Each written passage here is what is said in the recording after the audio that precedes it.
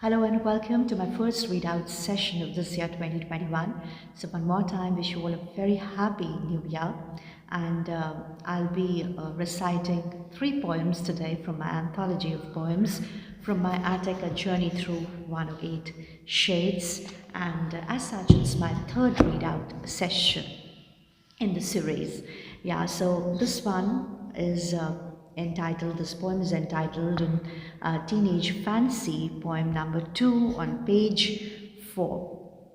Scarlet dreams of teenage fancy are the sweetest times of life.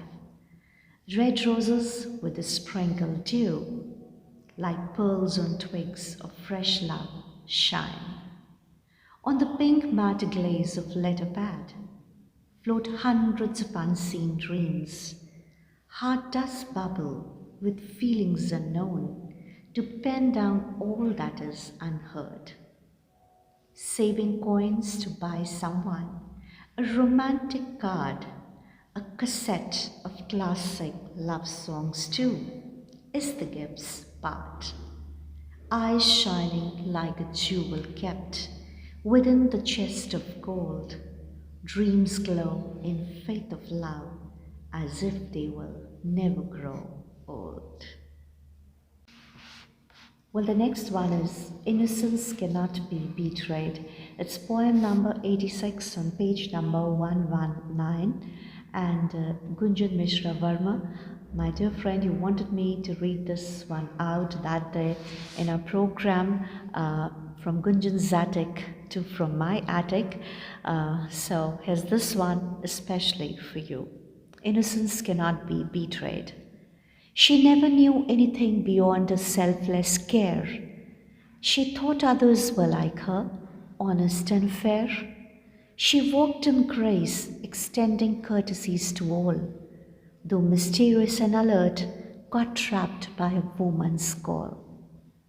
Innocent she was, like a frisking rabbit, bubbling with joy, though quality she inhabit was sad to the core, and a heaven-like heart a split when her best buddy told her he's bound to quit. With moist eyes and his smiles all warm, it was a good luck bye from his side and all calm. In a gracious glory to keep friendship's sanctity, she walked ahead after a promise of integrity. One day as she sat within the closed walls of a studio hall, she was with a friend lost in the sadness of missing her doll. She didn't pay heed to an eavesdropping attack. She was unaware of this betraying flack.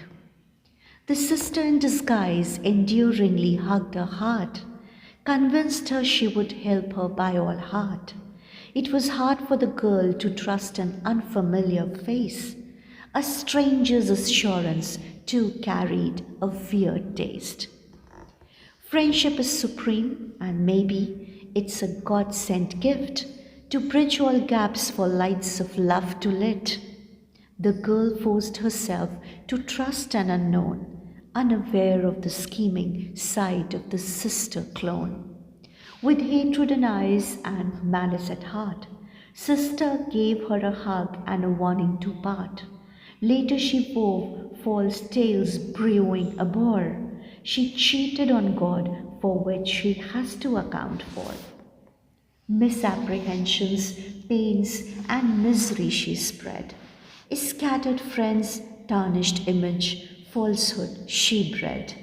Played with the innocence of a heart's purity, snatched the light of eye, leaving his smiles to recede in obscurity. Innocence continued to regale insane spirit, away alone, unaware in solitude, prayers, sacrifice, and merit, until one day, light of God dawned on this God's child and told her, "Your true friends and true joys I will unite."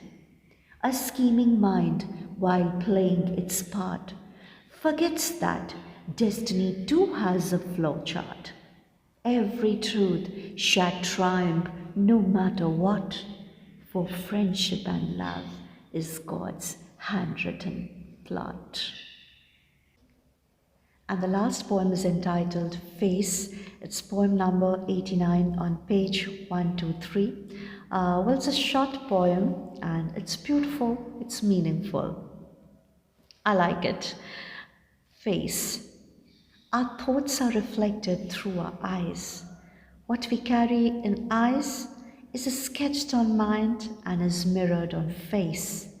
Indeed, a good heart is always a beautiful face.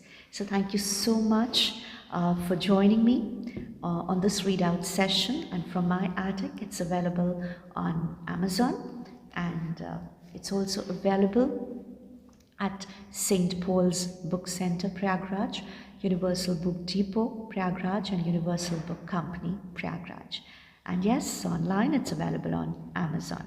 So till we meet again on another readout session, it's bye from my side. Take very good care of you and have great times ahead.